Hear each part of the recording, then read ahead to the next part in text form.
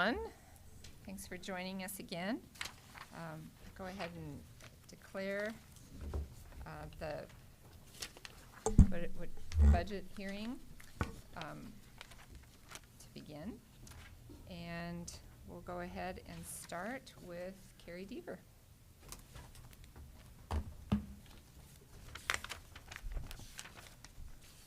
Good morning. The first agenda item for you on the budget hearing is to talk about the elected official salaries. Just a reminder, this is for budget purposes only. Elected official salaries, as well as the base salary you would pay for any newly elected official, is set through resolution each December. For that reason, I did include a new attachment for you. This first item is just a reflection of what the base salaries are for 2020 that you set by resolution, and then what the actual 2020 salaries are. And then the next two attachments are the same that you've seen at previous budget hearings. This is the summary data showing the salaries for elected officials compared to market data, and a comparison of where they are compared to their deputy director or their assistant director. And just a reminder that this is 2020 salaries. Of course, other entities are doing this process as well, and we'll be making adjustments so they will go up for next year. The third page for you is a salary listing with other department heads, so you can compare for equity purposes. And the last attachment is new. I just gave you some examples of 1, 2, 3, up to 5% increases in case that's helpful to you during your discussions. Any questions? Questions for Carrie? I know last year, which was a different budget year, we elected to defer elected official salaries towards the end of the year. I personally don't see a reason to do that this year, but I'm open to that if somebody has thoughts about that. If you're willing to go ahead and set those now, I'd be open to discussion.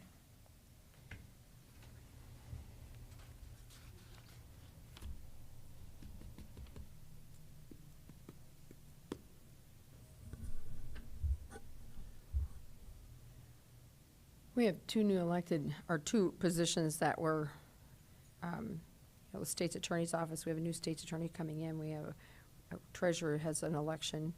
I'm throwing out for conversation only because I don't know where I'm at on it, but do we want to leave those salaries where they are this year, not knowing where we're going next year? You talking the base salary or the current salary? The current salary. Current salary. Madam Chair. Commissioner You know, Barth. Commissioner Heiberger brings up a great point, and I think we've touched on this idea in the past that,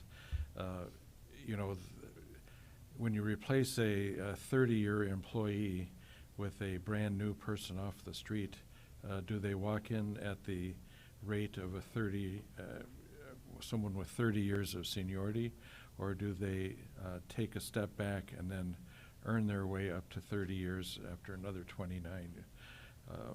Anyway, I think that there is not unreasonable reasons to pay a new elected official less than an incumbent. And I don't know if Carrie wants to come up and address that, but I know in the past we've already set base salaries for new elected officials. Right, that's a good point. So again, the actual salaries, what you're doing today is just budget. That'll give us a figure to put in for budget. The actual salaries will be set for everybody in December. And we did set with that thought in mind of, how are we going to handle that if we have a newly elected individual, and knowing that we had elections coming up. Our resolution for 2020 did include the very base amount that you would pay for anybody in that office.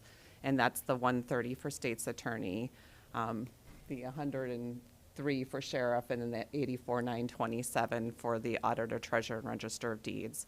And just to give you some perspective, that $84,927 is the same base salary as our other department heads at a pay grade 24. So that's the thought process behind that. So in December, you can set, if there are newly elected individuals, you can go ahead and set their salaries. Right now, you've said, though, that this would be the base amount that you would pay. Does that help clarify? I think so. Thank you, Okay, Commissioner thanks. Karski. What about in the event where, say, an elected official resigns? Are we then stuck to the salary that we approved, or can we go back to the base? or somewhere in between? If you have, for example, somebody who's earning 90,000, so they're above that base salary, and you have a newly elected individual, you could go back to that 84,927, absolutely. So you won't actually set the salary for elected officials until December. Okay, I'm talking midterm, say say June of, midterm of an election. Yep. Where somebody new comes in, the commission has to appoint a new elected official to a Yep. position. You'd be using the base salary here, the 84,927 for those three positions, or the 130 or the 103. And we did have it open-ended before. It was a struggle, so what we tried to do is set up a base salary as a bare minimum of what we would pay a newly elected official. Couldn't remember what we did with the state's attorney with the midterm thing just in the last year, I guess. Yeah, right, yep, we have looked at that, but we set it at the 130. Okay. Commissioner Heiberger. I'm looking at this, and maybe I'm on the wrong page, but so what was the base salary for, it would be the treasurer's office and registers of deeds? Is it that 96? Or, because you were saying 78, so I'm not quite sure what the. It's on the very first attachment, that it's 84,927 is the very minimum we would pay. And it was set up to correspond to other department heads. That one. Okay, I So- don't have this one, okay. Some rhyme or logic behind that. Madam Chairman, I have one more Commissioner question. Heiberger. So I'm wondering about direction, since we don't really know what we're doing until December when we set the wages. Can we just set aside a amount of money for the budget and then make those decisions in December? Is that what we're doing, or are we figuring a percentage We rate could at the do that, moment? which is what we did last year. We could delay this until, just as the first meeting in December, that we could delay it and then set those salaries at that time. That's right. And I think last year it was more open-ended because of where you were at with the budget, if I recall correctly. In years prior to that, I mean, it's a difficult conversation. You know it's going to change if you have a newly elected official, and you'll have another opportunity to talk about it in December. But for your other elected officials, generally what you've done in the past is had that conversation during the budget process, so you had a fairly accurate number. And by the time we got to December, then it was just approving the number you'd approved during the budget. But either approach works. Commissioner Barth. I think we should, for budgetary purposes, just pencil in 2% across the board. And we can always make a different decision in December, or in our case, January. Is there, I think I'm okay with that, because that's not what our decision would be, it'd just be a budgetary number. What would that, kind of a placeholder? right, what would that? 2%? What would 2% be? 12,424. I'm okay with that. Any other comments? I see a lot of shaking heads. Anybody opposed to that idea? I think we should put another 12,000 in for whoever is our chairperson next year. All right. I think we'll go with that then. We'll put a 2% placeholder for each elected office, and then we will revisit that the first commission meeting in December. Okay. Yeah. Good morning, Commissioners. Next, we're going to just review where we left things off after the last budget hearing on June 16th. So if you will recall, we had a preliminary budget, revenues of $65,707,352. If we apply the 5% reserve required by statute, our net means of finance was $62,370,000. We had requested appropriations of $66,744,000, putting us at a cash applied factor of 4.3 million, almost 4.4 million. At that time, we discussed the recommendation of using an 8% cash applied benchmark, which left us $965,000 available for additional budget adjustments. Then during the hearings, we did identify some of those adjustments. At this time, we don't have any adjustments to our revenues, but we do have a list of adjustments, which I'm not going to go through in detail right now because later in our agenda, we're going to go back and revisit all of these items. but these adjustments totaled about $770,000. So if you look at the adjustment column then, that's gonna bring our if all these adjustments are adopted for the budget, our new cash applied number would be $5,182,000, still below that 8% cash applied benchmark that we discussed at the hearing.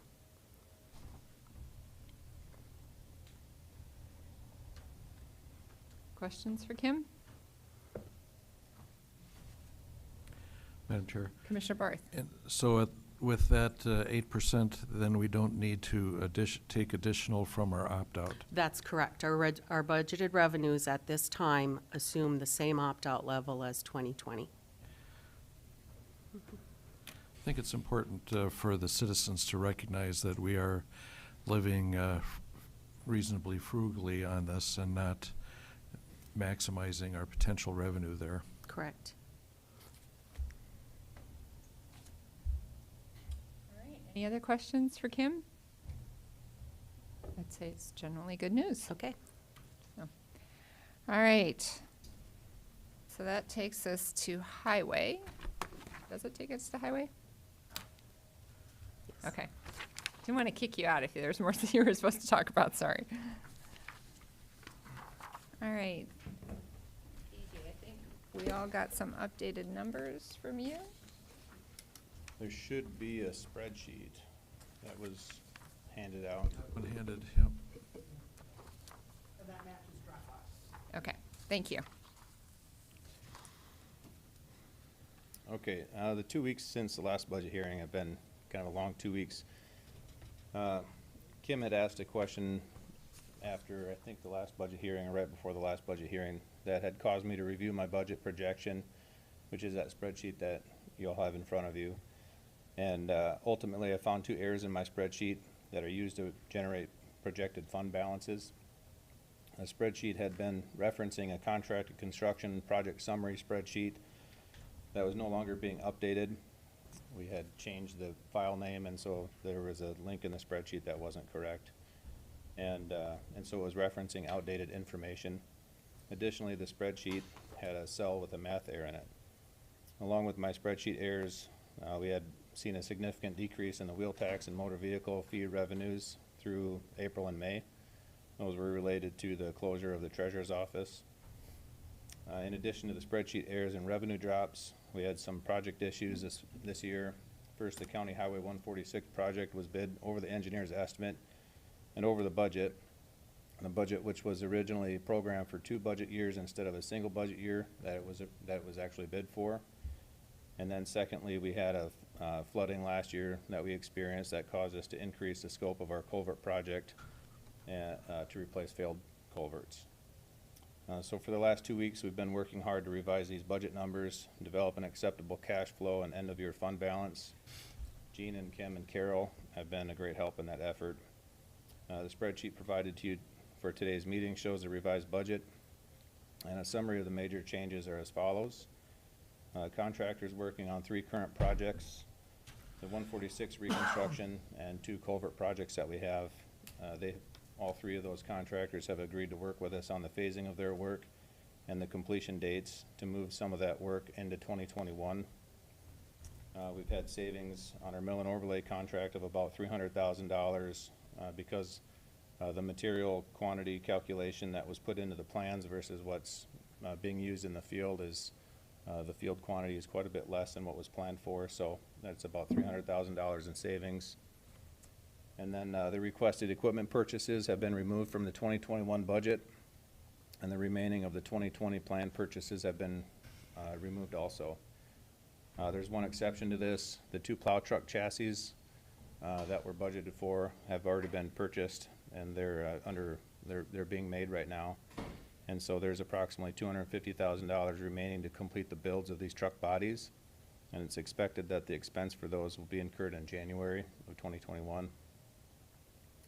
The travel training budgets have been significantly reduced, but not eliminated due to continuing education requirements. The amount of planned asphalt purchase in the future has been reduced. This is an allowable decrease in planned maintenance because of the good condition of our roadways. In lieu of the more expensive maintenance projects, maintenance crews will focus on less costly projects such as ditch cleanouts and roadway shouldering. 2 bridge projects were awarded last week with a grant, and that totaled about $890,000 worth of project cost. We were able to pull those out. The matching will be approximately $53,000 over the next 3 years. And then along with that program, there were a total of 49 bridge awards throughout the state. Many of those bridges are applied for the Bridge Improvement Grant Program through the DOT. This additional grant program will free up a lot of capacity in the Bridge Improvement Grant Program, so we're expected to receive some additional grants this fall through the Bridge Improvement Grant. These budget modifications have resulted in a projected end-of-year fund balance of just over $2.1 million for 2020 and an estimated budget supplement from the highway fund reserves of $2.7 million. That end-of-year number can go down if we're diligent on spending the rest of the year, which will cause our budget supplement request to decrease. I'll stand by for any questions. Questions for DJ? The numbers that people are looking at. Commissioner Benninga. I just have some line item questions, if you got a second, DJ. In expenditures, we've eliminated administrative support on the next 21-22 projected budget. How are you going to be able to do that? That's a good question for Kim. Are we getting rid of Kim? Oh. That's simply a change in where we're classifying those costs. We've created a budget up in reimbursed salaries for those items because what was going to that budget line is basically an allocation from the state's attorney's office, auditors, human resources, and commission offices for services to support the highway department. And in all of our other departments where we're doing allocations between departments, we're using the salary reimbursements budget line. So it's just a shift from administrative costs up to salary reimbursements. But is that then changing the general fund responsibilities of the No. other departments? No. Okay. Then the other one that I have some question about is on the second page, architectural and engineer cost, utility alignment, and contracted construction. I mean, there's some dramatic changes on those. Can you explain those? Big picture, it's because we have a really high project load right now, and we have a lot of contracts under construction and are under work right now. And so those will continue through 2021, so we won't be using new contracts for those. They're going to be either carried over or they're already encumbered. And then the architects, engineers only has $60,000 for 2021. A lot of the work that we're going to be doing for next year is going to be grant work. So how much work in progress did we carry over from last year to this year? The carryover supplements, that was about 3.4 million. 3.4, is that what Yes, but over $1 million of that was in the utilities. Utility. that makes more sense?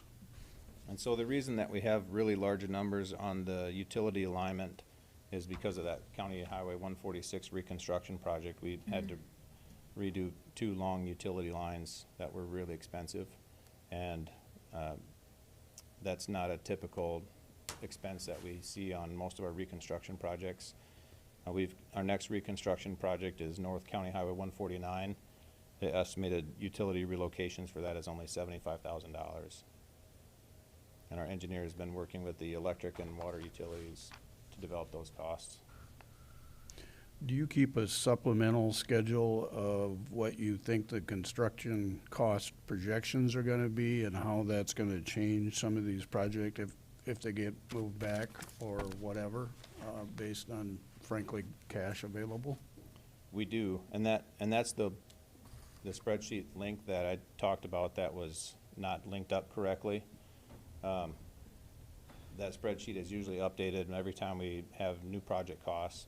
And we had a file save as with a different file name, and so this spreadsheet, which tracks those costs, was referencing outdated data. I think it would be important, at least for me, to see that once in a while. I'm sure other commissioners would like to see it also, just from the standpoint of people ask about specific projects, we can tell them where they're at in the schedule and what the estimated time frame and cost is. I think that's a good idea. One of the ideas that Commissioner Bender had was working with IT to develop some sort of a program that, instead of using a spreadsheet that introduces human error, develop a program that sources data directly from Munis. We input project information into that program, and it provides the cash flow for us. And we could probably easily make a report based out of that program for the commission, for the highway department. Yeah, I think in at least my experience, I always look at the cash available versus budget projections. I mean, that's funny money compared to real money. So that would be very helpful.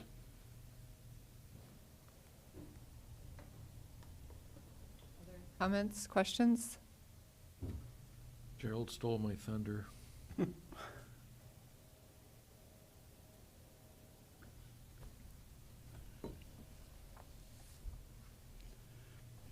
Well, obviously, this was, has been a couple of difficult weeks for DJ, and, but they have worked really hard and found a lot of savings. And we're gonna work on process to look to see what solutions there are to help make sure it doesn't happen in the future.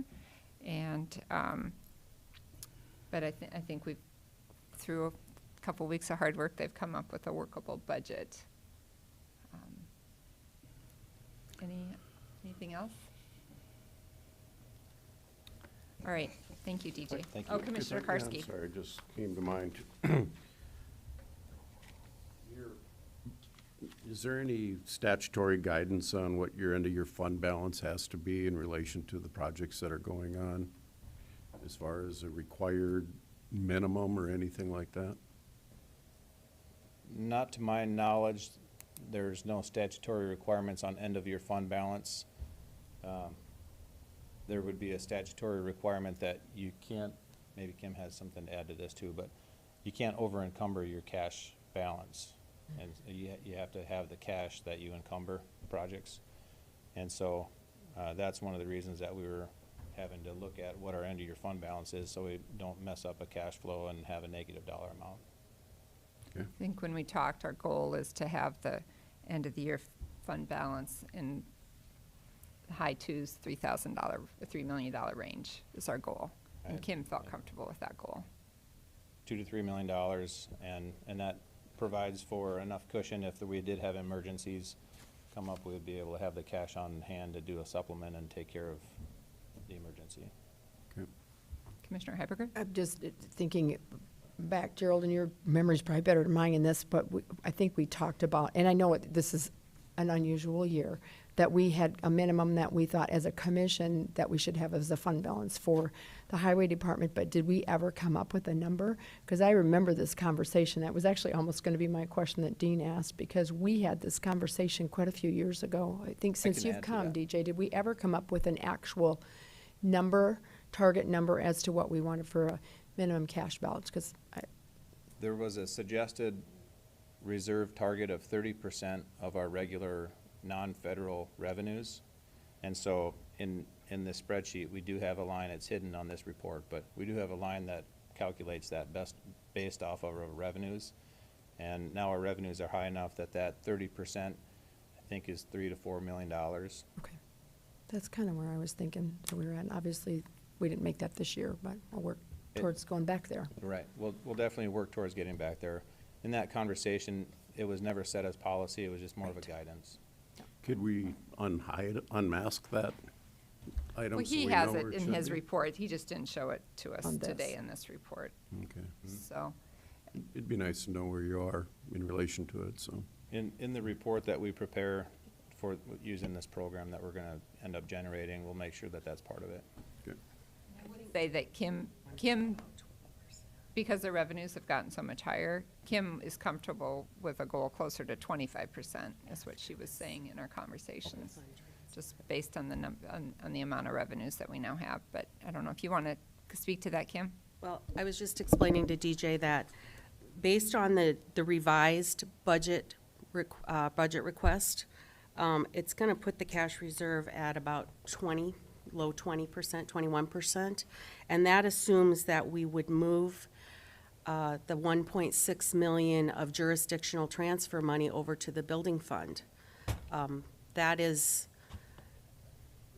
we could keep that in the highway fund to bolster that reserve as well, but we've in the past talked about using that money as a source of revenue for the capital projects that are proposed for the highway department. So that is a decision point for you to make at some point in the future. We can budget that we'll transfer it, and until we have an official action from this commission, we won't complete that transfer. That will be at your direction when we get further into the capital project. Commissioner Benega? I like your suggestion. I think that's, frankly, there's no benefit for us to move that financially. Right. And if we leave it where it is, we can use it as needed versus being stuck on the percentage or the minimum value, if you will. Because I remember that conversation that Cindy was talking about.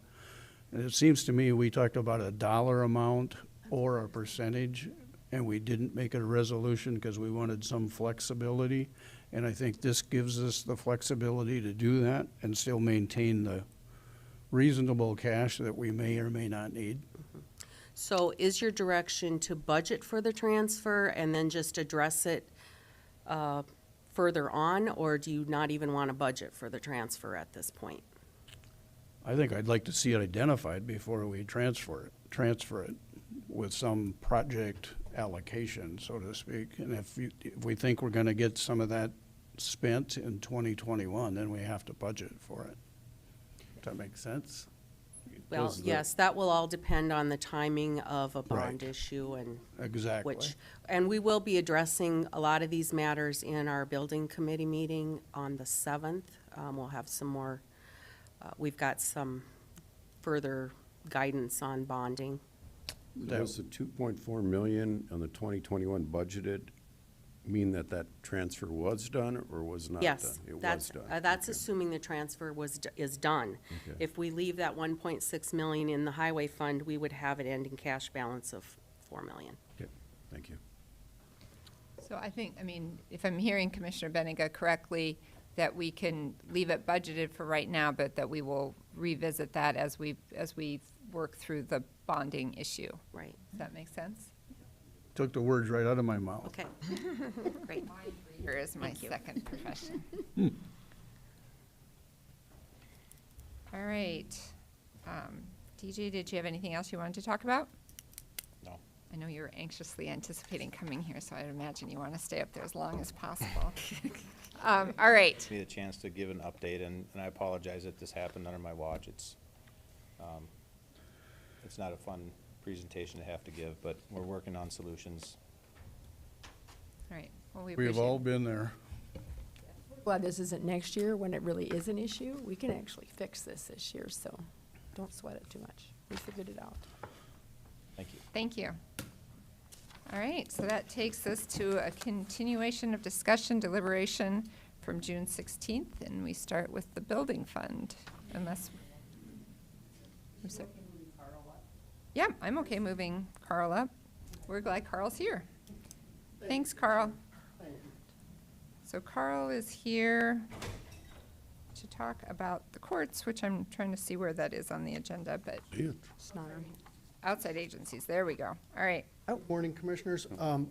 Judge Hammond and I listened to the budget briefing, I believe, on June 15th, and we understand you'd like to discuss, or I'd appreciate this opportunity to respond to a question as to why, if the court's caseload is up, is revenue down and expenses are up. And if I were in your seat, I'd wonder the same thing. Do you happen to have my charts in front of you, or should I? Okay. Do I need to bring it up, do you think, or can we just roll on? Just roll. Okay. I'll just go through the charts really quickly, unless your preference, Madam Chair, is that we leap into Q&A. No, go whatever ahead your and go pleasure through your might be. charts. I think you guys, Yep. there's lots of good information in there, so. Okay. Thank you. As you'll see from the chart, of our overall caseload, it's actually down. But that decline is almost entirely due to high-volume traffic tickets. That total caseload chart is useful for court managers like me when we're trying to track court staff workload and those sorts of things, but it's a very blunt measure. It combines traffic tickets with murder cases, for example, and so it's of limited use. So our entire caseload is actually down. If you look at some other case types also, and we gave you, for example, family and child support, DIV cases and REC, which in South Dakota is called reciprocal cases, child support, you'll see that's substantially down. Now, that's a good example of how the county does get a portion of the initial filing fee, but then thereafter, these cases can stay alive for years, as we all know. Parents can fight over who pays for a child's preschool daycare all the way till who pays for Johnny's college. And so the county gets a small portion of the filing fee in these cases, but then it presents a workload for years to the court. On the other hand, it doesn't necessarily, divorce cases don't cost the county very much either, but it's a low revenue, low cost case area that's actually declining. And this decline contributes to our overall caseload decline as well. Can I ask a question about that particular slide? Yes, absolutely, Commissioner Heiberger, sorry. So, I mean, I read through this the other day, and I mean, that's just like stark. It's gone down from 3,400 down to 1,155 total cases. So my question would be, and maybe we don't have an answer to this, are you seeing less divorces in Minnehaha and Lincoln County, or are we just seeing more where they're figuring out their settlements outside of court and doing them in a lawyer's office or doing them in their own house and just figuring it out so they stay out of court? That's part of it. You know, there's been a big push on mediation in the last few years, so I think that's part of it. I think probably I know this is a detour if I No, could that's for just a fine. minute, You- because yeah. it doesn't have anything to do with revenue, but it's a really interesting case shift as time goes by. And thank you for bringing this up. Generally, the judges and court managers have the impression that some of it's mediation, but it's more attributable to never marrieds. Oh, I wondered that too. Because when never married parents are litigating custody and visitation, it's filed as a general civil case. Okay. It's not a DIV because there's no divorce to determine. And so I think that's probably part of it. Okay, thank you. Now, in contrast, we'll go to the mental illness cases. I'm sorry. Mental illness cases, I mean, it's a relatively small portion of our caseload numerically. It's just a few hundred cases, or, Oh, okay. Thank you. Go. thanks, Carol. But this is a perfect example of the answer to the question as to why, if caseload is rising so high in so many areas, why isn't revenue rising too? As you all know, many mental illness cases are terribly expensive and produce no revenue for the county.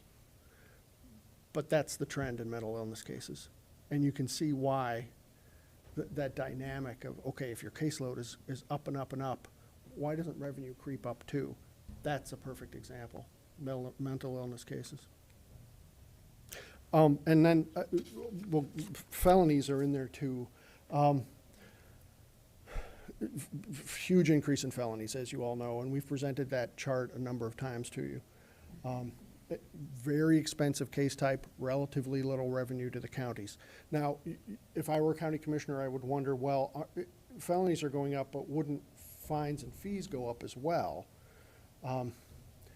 Remember, there's a sort of a counteracting dynamic here. The county and the court, a few years ago, as you all know, entered into a pretrial assessment program where pretrial risk assessments would be done on defendants.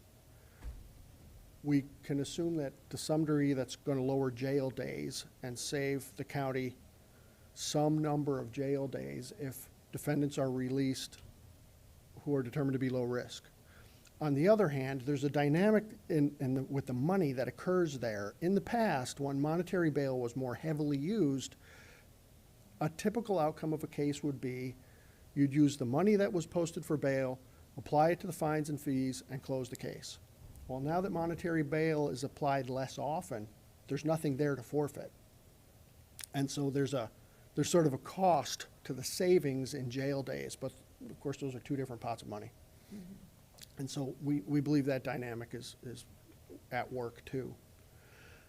I might mention one other thing, as we mentioned in the narrative, in the memo. In South Dakota, forfeitures of corporate bond, bail bonds, are pursued by the state's attorney's office. Now, typically, and it's not just here, I think it's a trend statewide. State's attorney's offices tend to concentrate on the pursuing active cases, rather than sort of a financial transaction trying to get bail bond money from bondsmen. And then there's always, in a court as big as ours, there's always an issue of, okay, how do we get the data? How does the state's attorney's office determine which cases to pursue? How hard are they going to litigate it? Because, of course, the bonding companies often resist having to make payments on bond forfeitures.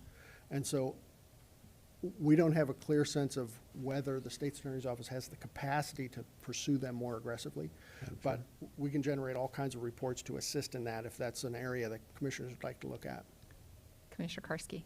Those bail bonds, are they under forfeitures or cash fees on your chart?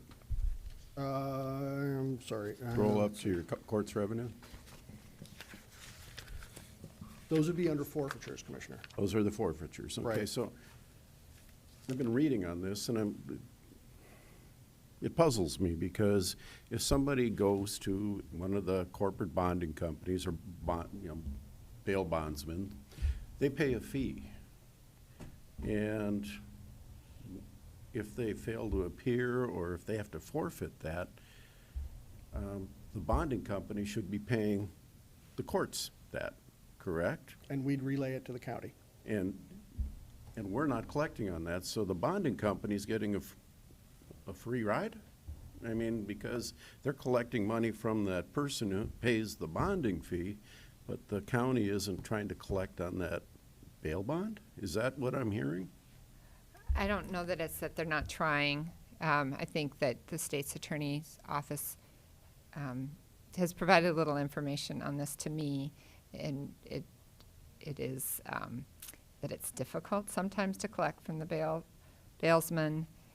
There are a lot of, like anything, there's a lot of factors at play. Part of it is caseload and, trying to figure out where's the best place to put their time when they're also carrying a criminal time, but that it's difficult. The bailsmen aren't, it's the knock that insurance companies have sometimes, is that they're in the business to accept premiums and not so much to pay out claims, and I think it's a similar dynamic sometimes. So I'm not blaming the state's attorney's office, but I'm looking at, I think the bail bonding companies are getting a free ride. I mean, because obviously they're not forthcoming with the money. They're fighting tooth and nail to have to pay it.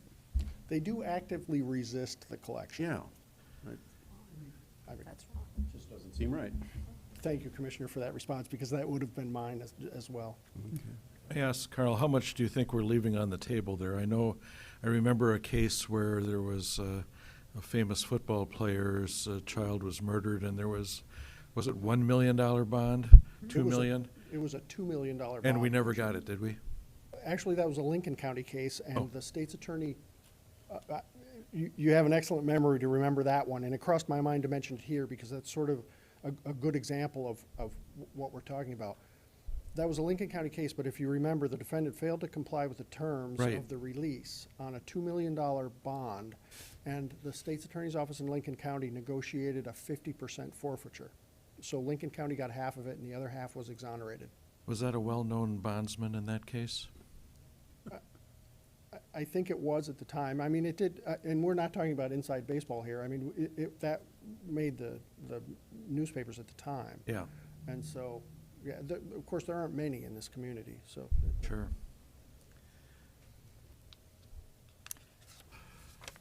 But Do you it- have any it- idea as how we much we're point out, leaving on it's the a- table? It's a system that could use some improvement. I can certainly get that for you, Commissioner. All right, other questions for Carl? Once again, you provided a lot of excellent information. Thank you. Thanks for the Your opportunity. graphs are always very Thank you. helpful. Thank you. Madam Chair? Yes, You know, I Commissioner just Barth. remember Gordy Swanson made a special effort to try to collect those bonds, and before he made that effort, I think there was no effort made to collect. And he was pretty proud of roping in a bunch of those funds. And I think after he beat them a few times, they started voluntarily bringing it in as opposed to resisting. If I may, Commissioner, Absolutely. very briefly, you do have an excellent memory, Commissioner, because at the time of Gordy Swanson's sort of campaign to improve collections, you may remember too that some of the bonding companies, when they were pressed to write the checks for those forfeitures that had already been ordered, they closed and disappeared. So it was a productive campaign for a while. All right, thank you. All right, so now we will move back to item 4A, well, C, 4C on our agenda, which is, we'll start with the building fund, Kim.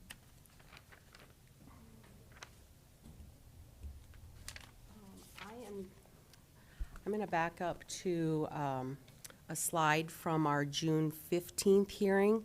So let me find it, and then I can direct you to find it as well if you want to follow along.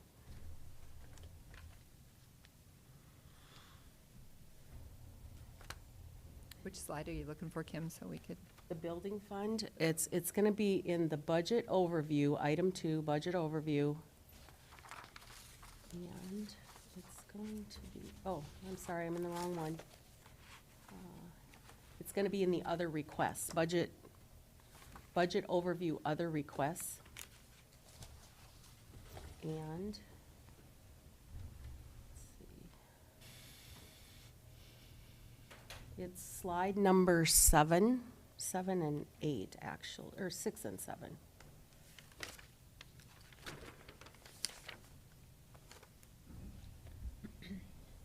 I think I'm just going to jump to slide number 7, which is really just a summary of what we've got budgeted in our building fund at this point.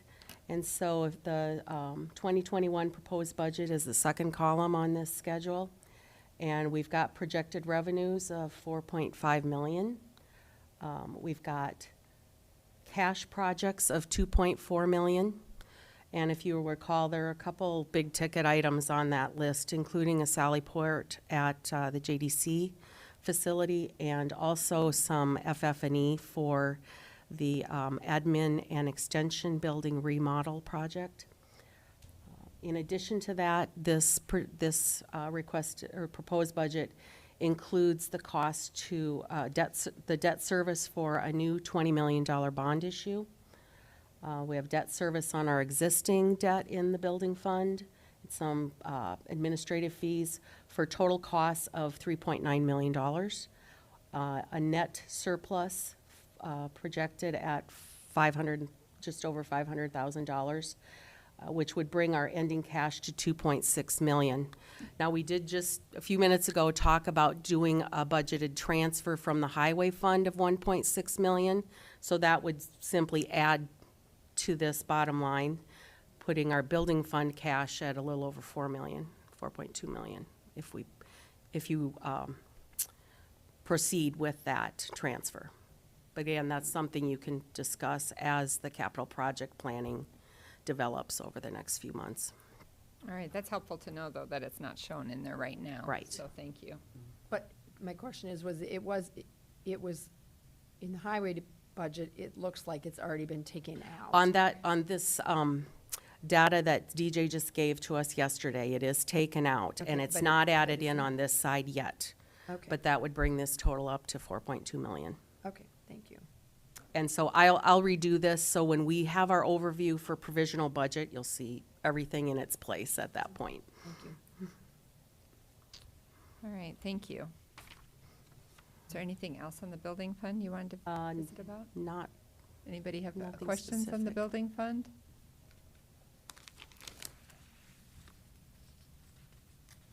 All right, looks like we can move on then.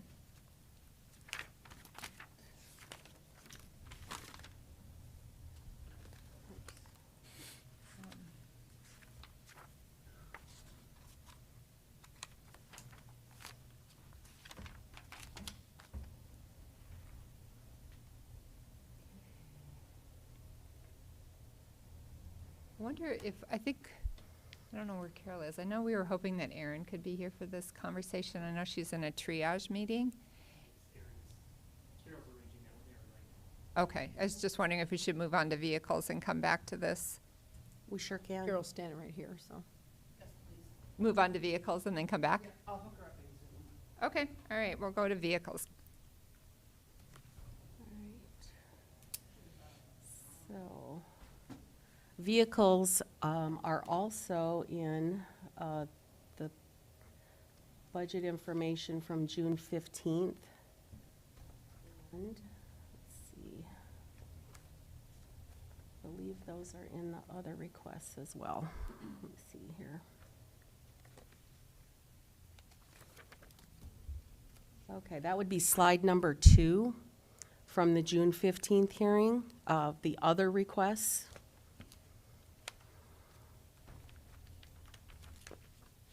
And if you recall, when we had our deliberations on June 16th, the proposal from this commission at that time was that we would eliminate the vehicle for equalization.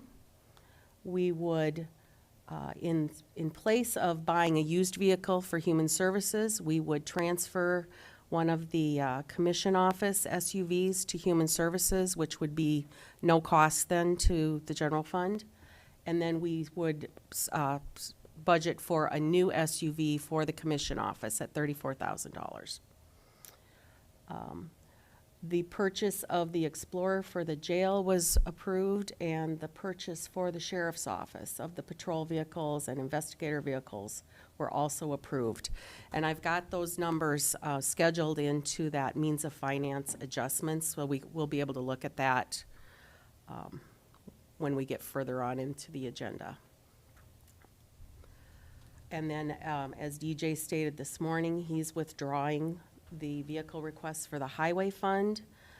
There will be one $250,000 item that will be, it's really a carryover from 2020 into 2021 to complete one of the tandem trucks over 2 years instead of one. So his equipment budget will go down to $250 for 2021, and he's projecting a decrease for 2020 as well.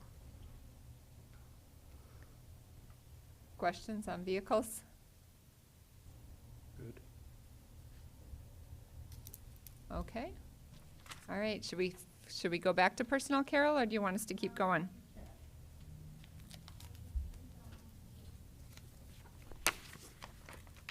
We wanted Erin to be available as we kind of work through these grant-funded positions. Erin, are you on the phone? We could Okay. still jump to outside agencies. Okay, if perfect. you're- So we'll go to outside So that would agencies. be item 4F on today's agenda.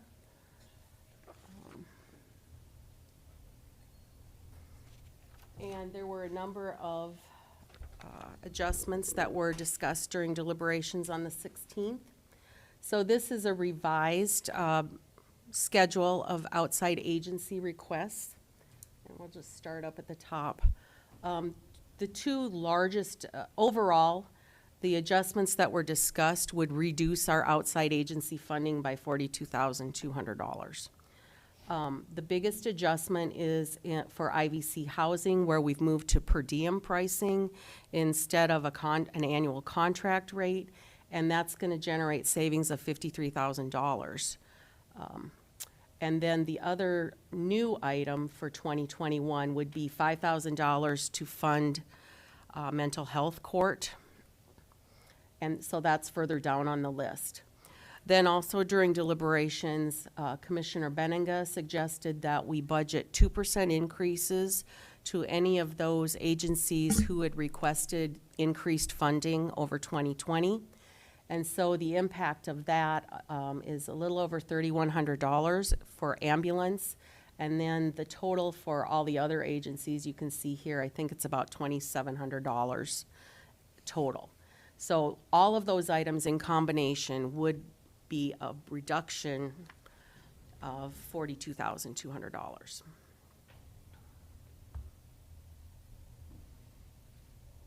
Questions for Kim on that?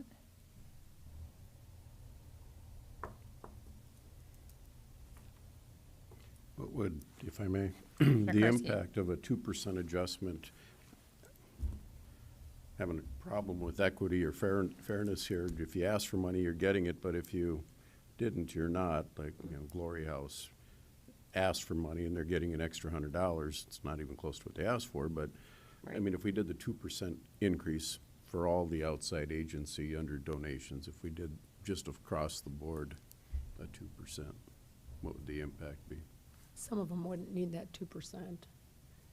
It'd be about 2% on 21,000, so $400? $400. The other item here that I probably should draw to your attention is the request from Lutheran Social Services. They do get an allocation from the Domestic Violence Fund, but in it, they had requested an additional 21,000 over and above that allocation too, so.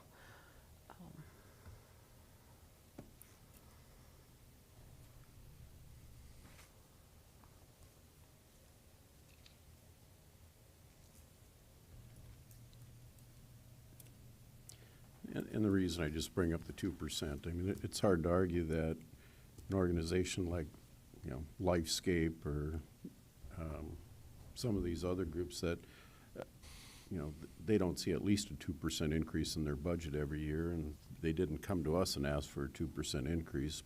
Those that did, we're gonna give it to. Those that didn't, we're not. So, just putting it out there, the 2% across the board. Unless there's one that we want to pull out specifically because we don't feel they need 2%. If I may. Commissioner Barth? Obviously, I like to advocate for the ambulance people, and I think, this is budgeting. We have to have a budget. I think this isn't a bad number. But I think one of the things that might put the ambulance folks a little more at ease if we could, give a 2-year deal to them so that they don't suddenly drop to 10,000, which, the stability of having a similar amount every year, I think, is important to those people. And, I, for one, would like to see more, but, if we do 2% and keep it as the same number or a 2% increase next year, I think that would give them a little less heartburn when budgetary issues come around. And I don't know what we want to do, but, when we do the licenses, maybe we could give them a number, you're licensed for 3 years, this is where we will go with you. And as we know, that whole issue of ambulances is still sizzling someplace. I think we'd have a hard time guaranteeing funding in the future. Just I don't think we can bind future commissions, but I think we could, we've got a track record for being pretty consistent. And we did reach out to the ambulances. They were comfortable with the current equal funding that they get right now. And I know that they did say that they would, we would all like, for budgeting purposes, if our revenue sources would guarantee us some fund. It certainly makes budgeting and make our budgeting easier too. But I think that we could certainly, I don't think that right now we have any inclination to cut their funding, and that I think our track record would show that it would remain equal or rise just slightly. I think that would be a fair assumption on their part. Thank you.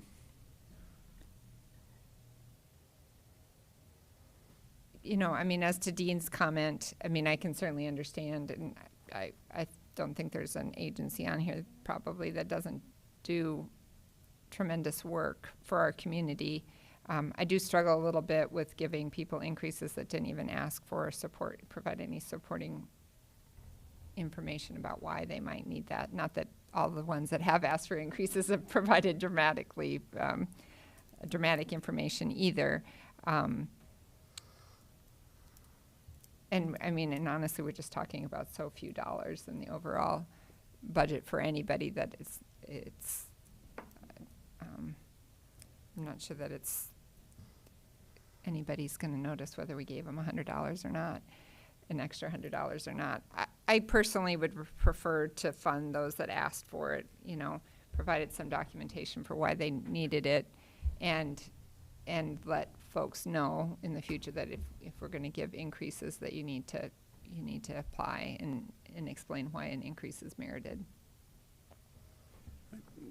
And that's a valid reply. It just seems to me that some agencies got lucky because they asked this year. No, there's no doubt about that. Anybody else have comments on that? I think the conversation that we had a couple weeks ago was about, frankly, getting off the dime literally and using it as a placeholder to fill the line item need that we have as a county commission on what we can afford, and not micromanaging the independent issues of other concerns, unless somebody has a strong feeling about changing the formula, which I have no problem with. I think we're going to have to review each of these line item by line item to come up with a formula that's going to cost $200. It frankly makes no common sense to do that. So you're comfortable leaving it the way it is? Is that what I'm hearing you say? No, I'm open to, if somebody wants to specifically target one of the agencies as something that they're concerned about, I think we ought to hear that, but the real issue is the bottom line is not going to make that much difference. Yep. If we want to transfer from one agency to the other, that's fine. I hate to say it, but I think Commissioner Benega is right. Hate to say it. Anything further on that? If not, I think the consensus is to just leave it as is and move on. That's fine. Okay, so Craig's pushing buttons on the phone, so I think that means we're likely moving back to staffing requests. Welcome to Zoom. Enter your meeting ID followed by pound.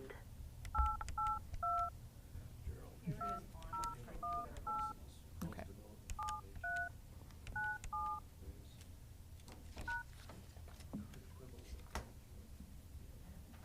Enter your participant ID followed by pound. Otherwise, just press pound to continue. Please enter the meeting password followed by pound.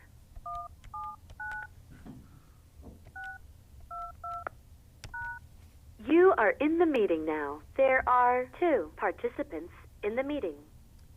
Aaron, are you with us? I am. Yep. Great, thank you. Welcome. Quiet. Hi, Erin. Thanks for joining us. I know you have a busy morning. Hello. So I think where we are is talking about grant-funded positions, which is how Erin got invited to the party. And I'll let Kim kick us off. Okay, I've jumped to item 4D II. It's the last item under 4D.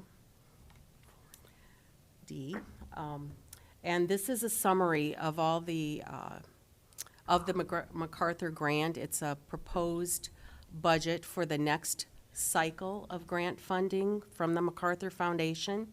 And it kind of gives you an overview of what the total costs of the covered programs are, what the general fund commitment is associated with those, and then what is being grant funded. So if you look at the schedule, we've got 2 positions that we're proposing be grant funded for the next 2-year cycle, beginning in 2021. The pretrial coordinator, half of that FTE, and a case manager in human services, half of an FTE. So you can see the total budgeted cost is $109,000. 54,000 of that, the responsibility of the general fund, 56,000 being the grant-funded portion. Then we've also got some professional services. We've got a contract with USD to provide project director, data coordinator, and community engagement services. And you can see the full contract amounts of those. The general fund is paying for 1/2 the cost of the project director and the data coordinator, and then you see the remaining grant funding on those. So of the total $388,500 in professional services, the general fund is covering $94,500, and the grant will fund $294,000. So that's a total grant funding of $350,000, and that grant revenue is included in our current revenue projections.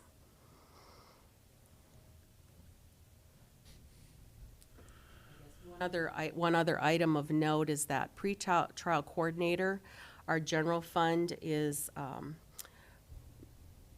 paying for 1/2 of that position, but we do have a contract with Lincoln County that is also helping to subsidize the cost of those pretrial services.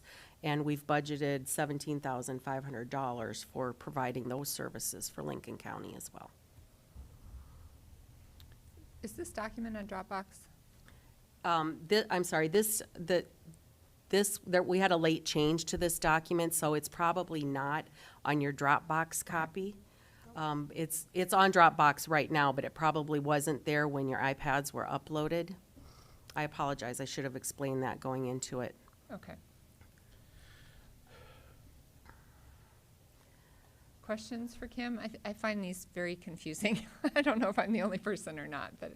If I may, so with the grant, when it runs out, are we liable for the additional $350,000? I can speak to that, I think. Okay. So, no, the hope and the plan is that these are community positions, and that, I mean, USD isn't ready to get rid of their positions, and some of these are linked with the triage center, or the link to the link. And so it's a community project and not just a Minnehaha County project. Does Thank that you. answer your question? Helps a lot. So I'm wondering how this document necessarily, I wondered this when I was looking at the stuff this weekend. How does this document coordinate with the document that's entitled Staffing Requests, Grant Funded Positions, Partial Full Grant Funding?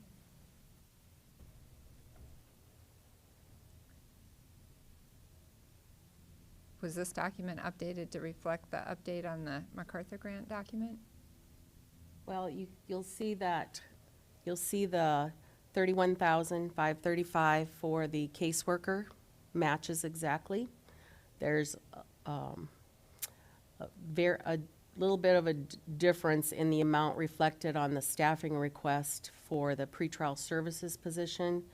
That represents 25% of that pretrial services, but because our actual contract with Lincoln County covers more than that 25% share, so that's why this analysis looks a little bit different.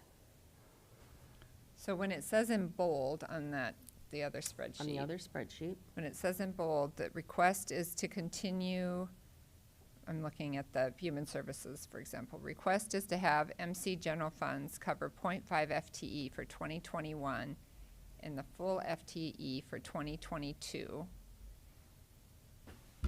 Is that the 0.5 FTE for 2021 is coming out of our general fund? That's correct. And the other 0.5 is coming out of MacArthur grant money? Yes.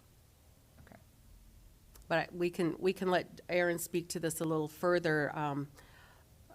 her recommendation was that we move towards funding these positions within the general fund by 2022, funding those in full.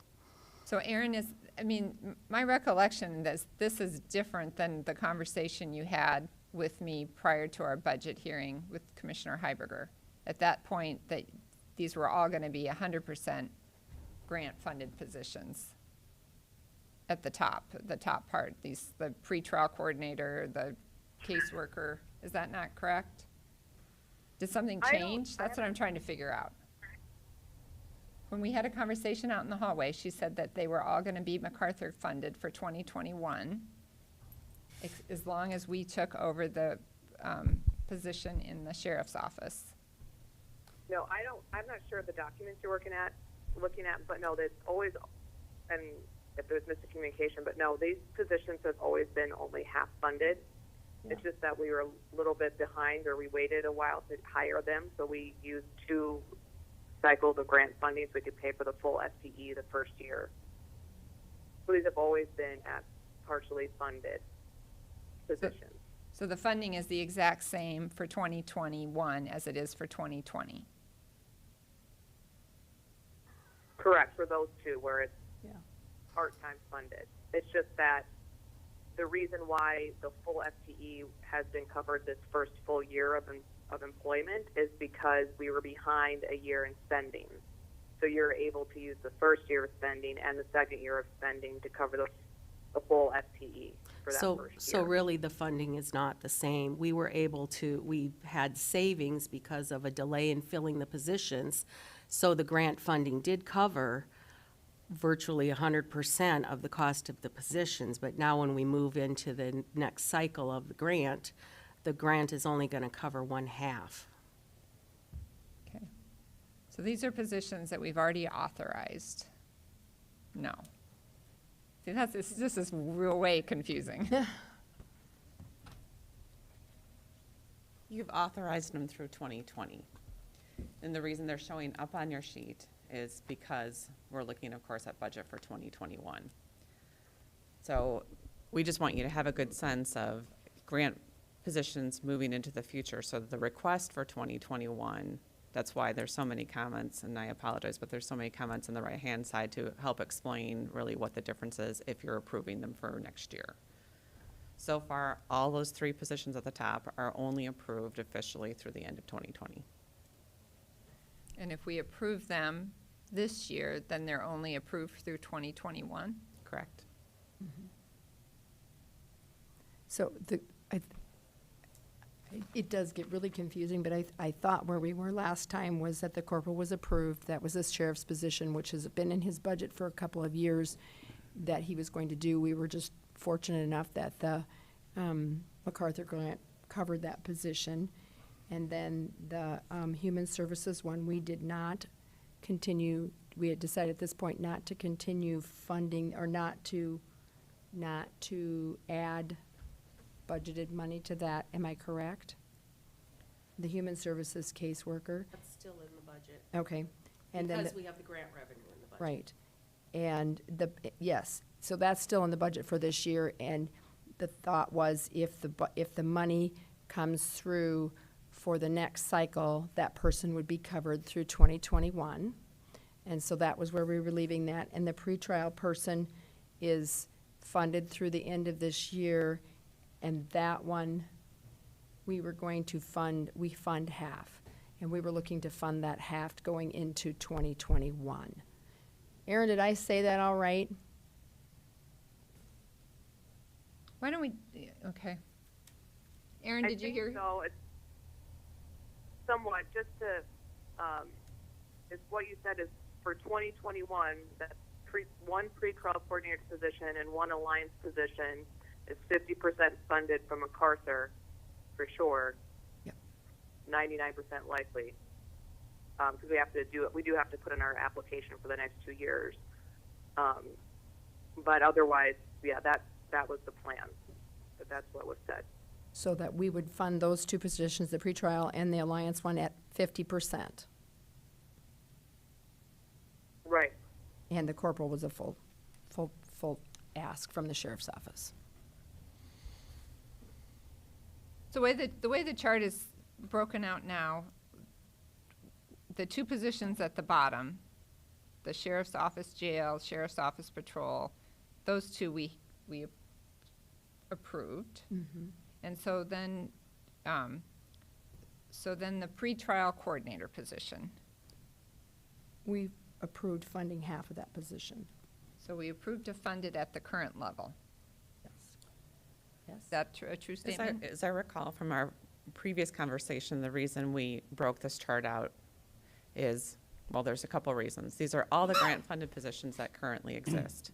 That second half has funding that ends in 2020, and they were requesting those positions to continue entirely at the cost of the general fund. And those two you did approve specifically last time. So the ones at the top are positions where funding ends in 2020, but the opportunity for either partial or full funding exists for 2021. With pretrial, there's really no change for funding from 2020 to 2021. Still, it's half grant funded now, and it'll continue to be half grant funded in 2021 if the grant is approved. For the caseworker, it's currently 100% grant covered because of that delay, and the request is for 2021 that the general fund will pick up half the cost, and the other half will continue to be grant funded. In the state's attorney's office, there's still 100% funding for 2021 through the JJR and the CJS block grant. I'm going to add one more. For the caseworker in the human services, correct me if I'm wrong, if the grant doesn't come through for that position would be eliminated because we have an open spot in human services to fill that spot. Have I got that right? If the grant isn't approved, you could choose to eliminate the positions. And right now, from a staffing perspective, yes, I mean, it wouldn't result in laying somebody off for that position. They would transfer the person to a regular vacancy. And what action would be required by the commission for that to occur? What my recommendation would be is this is a budget process. You know, if you approve them for the budget and you approve them contingent upon securing of grant funding, have the issue revisited in October when you know where your grant stands and make decisions about funding for 2021 then. Kim, would you disagree with any of that or have any other thoughts? And Aaron, you think the funding levels will be known in October of 2020? Yeah, the way we're writing it, because we have to justify the next 2 years under two main things, which is maintaining the change that was accomplished during the COVID, and then focusing on community engagement and racial and ethnic equity. And I'm confident I'm about 99% sure that what we're requesting will be approved. Now, there's a small chance they could ask us to change a few things, but we'll know for sure in October. The grant is due in mid-September, and then the McCarthy board has to approve it, so we should know in October for sure if the plan we submitted is approved or if we have to make amendments. Carrie? I guess my only question, just for my own purposes, is does that grant application require commitment from the commission to go forward with the funding for both 2021 and 2022? Right, I would need to write in, what the plan is, because it looks really good already. They have a lot of their big focus too is, assuring that some of the work that gets done is sustainable. So the fact that the commission already has, funded one of our positions and is requesting, continuation of two, I think looks good. So we would need to know what the plan of action is from the commission in order to write that into the grant. Since you guys are the grant applicant, I don't know that a letter would be needed other than just noting it in the application that this is the direction the commission has gone. So you're saying that we would have to, in September, we have to tell you that we are going to fully fund a position in 2022. Which is the corporal. No, she's talking about the caseworker and the pretrial coordinator, right, Aaron? No, I'm saying like right now you guys have approved, funding the one in the sheriff's office, the The corporal. Right, but Project you're saying in manager the and grant, in your application that you're writing, we have to commit to MacArthur that we're gonna fully fund positions in 2022. If that's if that's the direction the commission wants to go, we don't have to put commit, but it would be willing to consider, would probably what I would say, because you guys, you never know, you can't commit future, dollars or whatever, but I would write in whatever is decided during this process. Can I ask a question? Yeah, Commissioner Hager. Aaron, I'm going to ask another question of clarification. So going forward with the grant, this is confusing because I'm getting confused. We have, as a commission, approved the corporal, which shows that we are committed to moving forward. So that is what our commitment is, that we're moving forward. And so with the pretrial and the caseworker one, we would be putting in our budget that we would half fund them. If the grant money goes away, we're not committed to them to continue to fund those two positions. Correct? Because they've got no hold on us if we, They don't have control. If for some reason the grant funding doesn't come through or something changes, I mean, you're not tied in. It's a philanthropic foundation that isn't going to come after you if your budget comes down. It's just with any grant application, this is our best. This is what the commission feels comfortable with, knowing everything that you know right now. Kim. Aaron, this For is some reason Kim. funding doesn't come through, or the second year something doesn't happen, we would write in a request for change. This is Kim, Aaron. I just want some clarification then, because I thought, my understanding was that in this next 2-year cycle, the funding for the caseworker and the pretrial services would only extend through 2021, and that by 2022, the county would have to assume responsibility for the full cost of those positions. Right, that would be the most ideal option because it demonstrates sustainability, and the county take on, tiny chunks at a time to make the work, if it's successful, sustainable. so that's not a decision until 2022. But she Well, wants to if write we it in accept the grant in grant September. this year, Right, It's for 2022. exactly. The way and I'm sure there's an income offset on this for the grant someplace. But as I understand it, and maybe I'm more confused now, but 2021 is at 50%. 2022 is at literally 0% based on the application that we submit this September, which could or could not be approved. that's correct. So my gut at this point tells me that we'll have to make a decision in September whether we're going to do the 2022 and 2021. If they decide not to fund it, then we're just going to back everything out. Because I don't know that I can make a commitment for 2022 based on the fact that we don't know where our funding's going to be and what our priorities are going to be for personnel, correct?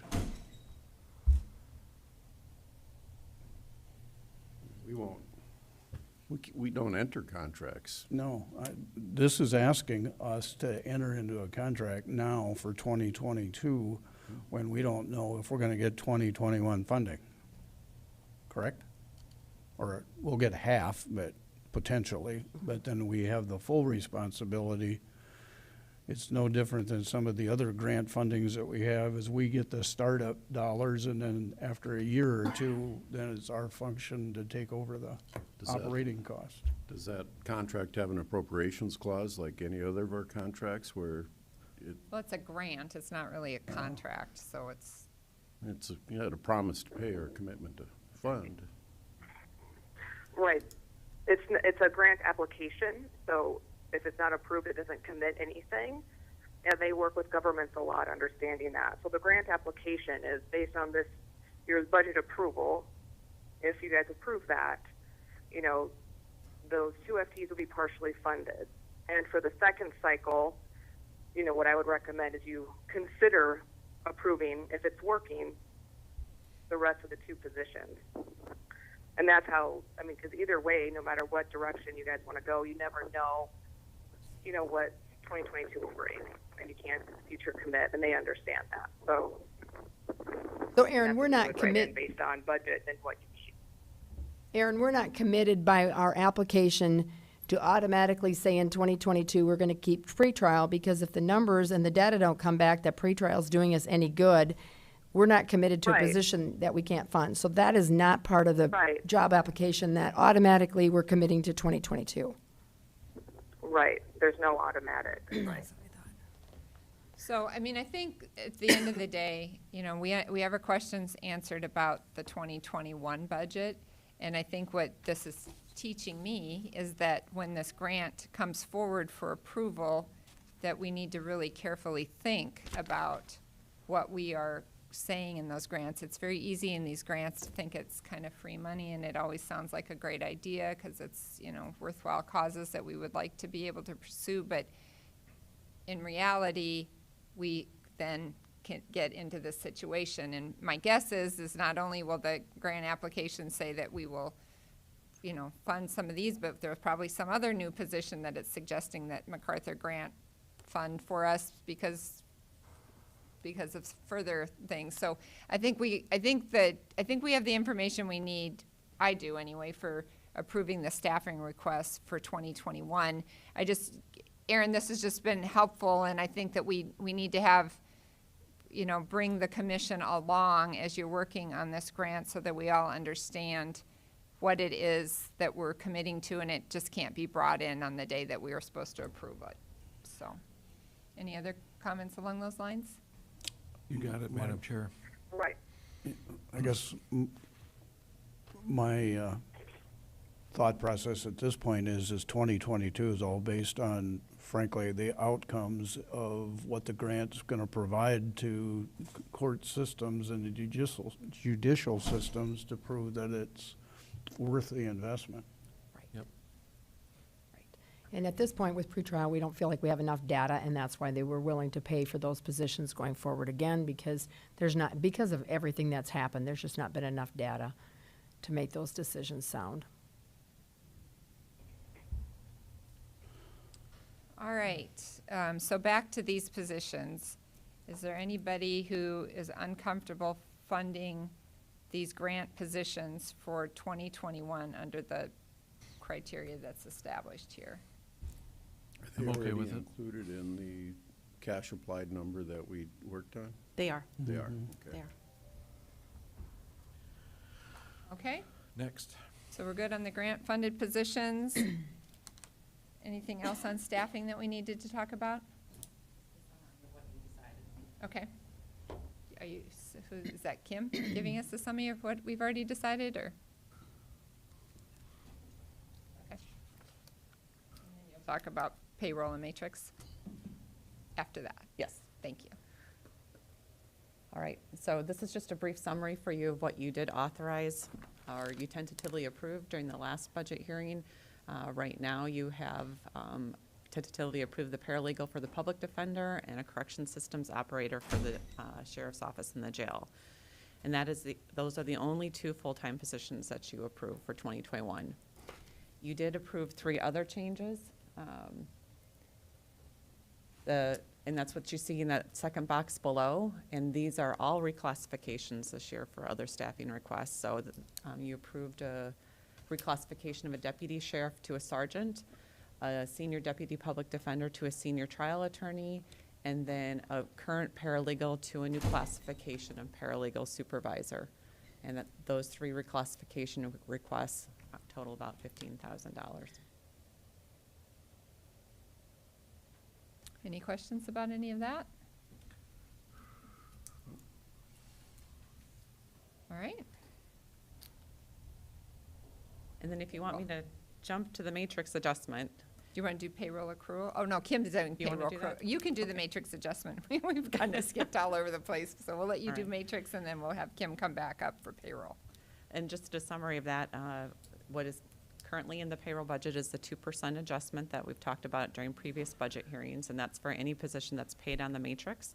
The ones that are off the matrix are predominantly those elected officials, which you talked about today earlier for 2% as well. Questions about that? All right, so now we get Kim back to talk about payroll accrual, and then I feel like I've done a blackout on my bingo card. No, it's like- Got that's the not top on here. half of it done. Is it not on here? The payroll accrual. Payroll accrual is. It's on the agenda. It's on the agenda. We can jump back to the the chart we had for the June 15th hearing.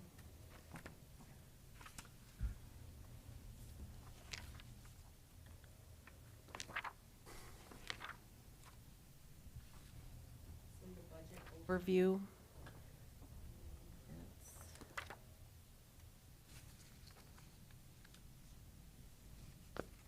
Slide 5. Is that right, or is it 15? 15, sorry. 25. Slide 25. Now I do feel like I'm playing bingo. Card is full. Yeah. Okay. So, we talked about adopting an accrual method of accounting for our payroll. In past budget years, we've basically been recognizing our payroll expenditures as of the pay date or on a cash basis. And so if you look ahead to December of 20, and because of that, in 2020, we were faced with budgeting for 27 pay periods instead of the typical 26. And so if we could adopt an accrual method of accounting for payroll, we would avoid ever being faced with budgeting for an extra payroll in any future years. But there is a cost to that, because if you look ahead to December 2021, our last payday falls on the 30th of December, and that includes hours worked through Friday, December 24th. So if we adopt this new method of accounting, we're gonna have to recognize an additional 7 days of payroll expense. And we estimate the cost of that to be about $700,000. And it's $750,000 countywide. About $700,000 of that would be in the general fund, the rest in the highway fund and the 24/7 fund. That is an estimate, and we are currently working on a detailed payroll projection that will quantify that at the employee level, and we will have that for you by the time we bring the provisional budget forward for your review.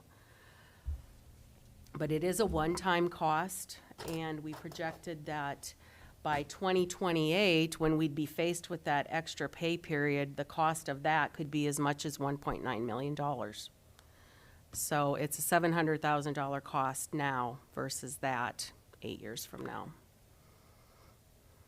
And that's included right now in our, That's one of our adjustments, which we'll go to the whole list of adjustments in just a minute.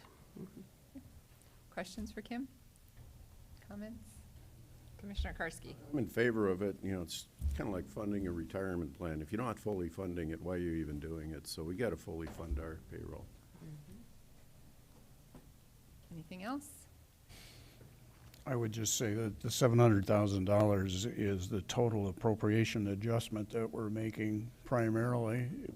95% of it's in It the is. payroll accrual, which is not cash. It's an accrual adjustment. And I don't want to make this messy, but if at the end of 2020, we have savings of something around that, we can make that adjustment then, rather than waiting to 2021. Good point.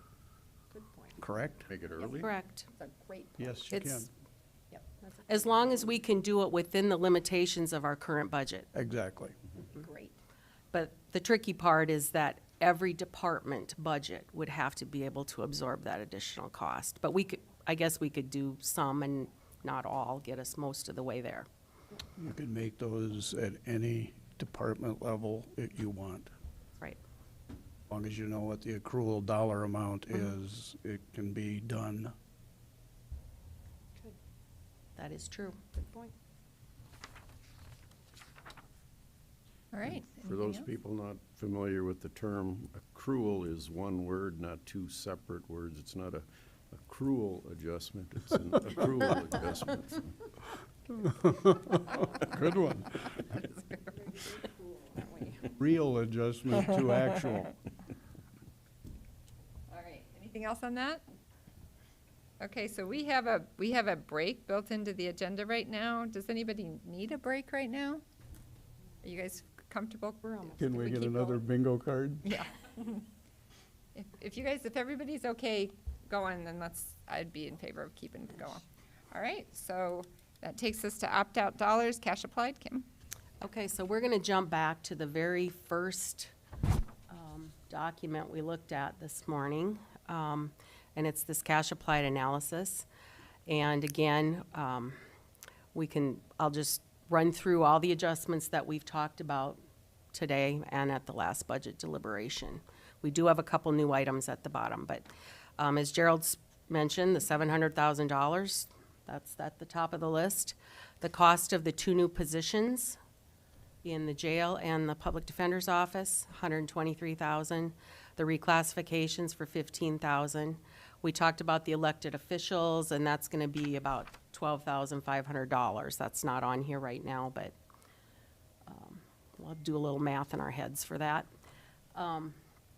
The outside agencies, again, summarizing all those adjustments, the reduction to IVC housing, the addition of mental health court, and then 2% increases on the ambulance funding and the other agencies that requested increases.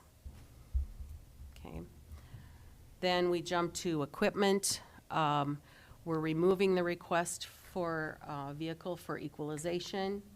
We're removing the request for a used vehicle for human services and instead going to transfer a used vehicle from the commission office. And then we added a vehicle for the commission office. There's a small reduction in equipment because of the attorney position that was not granted in the public defender's office. We've got a $14,000 adjustment to the MacArthur grant expense as a result of adjusting the 50% funding for the positions and the other professional services. There was a $14,000 impact to those changes after we met with Aaron about those. And then lastly, the jail came forward with an adjustment to one of their service agreements for the security system at the jail. They're going to change the term of their contract, and it results in a $31,000 savings. So the impact of all of this was $769,000 plus the $12,000 for the elected officials. Can I ask, so the MacArthur grant expenses, is that towards a position? Is that where? That's for professional services for the USD contract was a big proportion of that, but then there was another $160,000 for other contracts that haven't been defined yet. Okay. That's gonna be part of the whole proposal that Aaron will be putting together. Okay.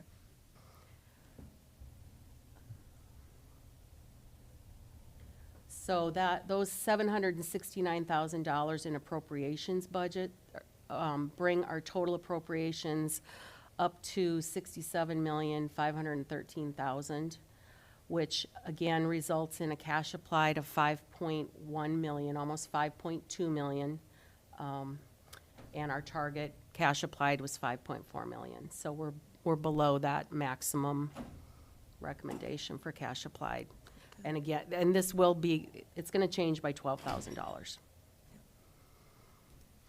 And whatever the, once we get the payroll accrual number finalized, there'll be a little movement because of that. But this basically summarizes where we're at today.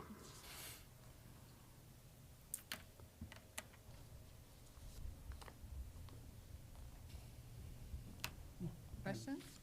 With this at this point.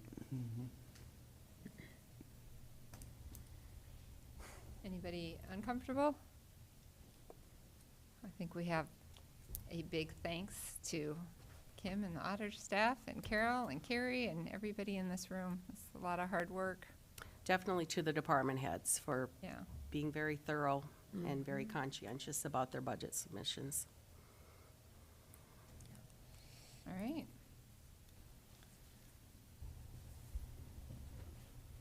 So, do you want to talk about the provisional budget, Carol?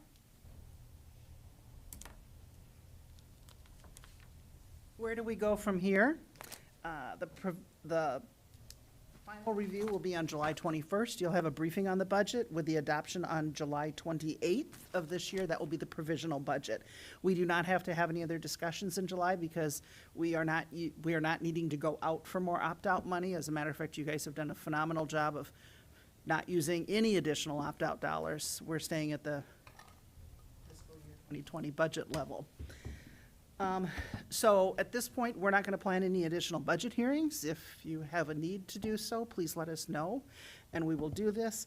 The next time after the provisional budget you would meet will be the first Tuesday after Labor Day. That is a statutory required date for a public hearing on the budget. And during this time, there's a little bit of fine-tuning that Kim and Vicki will be doing, mostly in payroll. Am I correct on that? Mostly in payroll, with adjustments for people who've left and been hired and retirements and how those changes have affected. There's usually a small change that comes forward at that time. So, and then at the end of September is when you will approve the final budget for fiscal year *21. Commissioner Barth? And we can't adopt the provisional budget on the 21st? Do we have to wait? You can, it just says it needs to be done by June 30th. It's not the last day of June. It's the day, July. It's the day before the last day of July. You can do it whenever Can I you do want it to. today? No, we don't have all the numbers.